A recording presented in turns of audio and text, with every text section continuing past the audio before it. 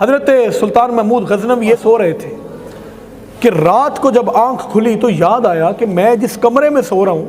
یہاں پر تو قرآن پاک بھی پڑھا ہے، اور یہ تو سوء ادب ہے کہ انسان جب سویا ہوتا ہے کیا پتہ کس حالت میں ہے، کبھی اس کا پاؤں اس طرف جا سکتا ہے، تو کہا یہ تو سوء ادب ہے۔ تو کیا کیا، قرآن مجید کو اٹھایا اور اٹھا کر دوسرے کسی جگہ پہ شفٹ کر دیا اور خود وہیں پہ سوئے رہے۔ لیکن یہ وہ ہمارے اسلاف تھے نا، آج ہمارا حال کیا ہے، جس الماری کے اوپر قرآن پڑھا ہے اسی کے اندر نیچے LCD ہے، اور اسی کے اندر جو ہے انڈیا کے گانے بھی چل رہے ہیں،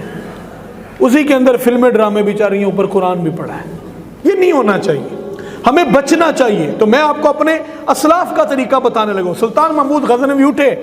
ذہن میں خیال آیا کہ کہیں یہ سوء ادب نہ ہو، قرآن اٹھایا اور کسی اور کمرے میں رکھ دیا، پھر واپس آئے تو چین نہیں پڑا، تو سوچتے تھے کہ یہ میں نے کیا کیا کہ قرآن اٹھا کے رکھ دیا وہاں پہ اپنی آرام کی خاطر، حالانکہ مجھے اپنا آرام خراب کر کے جانا چاہیے تھا۔ پھر قرآن کو واپس وہاں رکھا اور خود جا کے دوسرے جگہ پہ کہیں پہ مقام پہ سو گئے۔ کہتے جب دنیا سے گئے نا تو دلیل العارفین میں لکھا ہے کسی کو ملے خواب میں تو اس نے پوچھا تیرے ساتھ کیا معاملہ ہوا، اس نے کہا ہونا کیا تھا، وہ جو قرآن کا ادب کیا تھا اللہ نے اس کے صدقے سے بخشش کر دیا۔ تو کہنے کا مقصد یہ ہے کہ ادب، احترام، رسپیکٹ جو اسلام نے ہمیں کرنی سکھائی ہے وہ ضروری ہے۔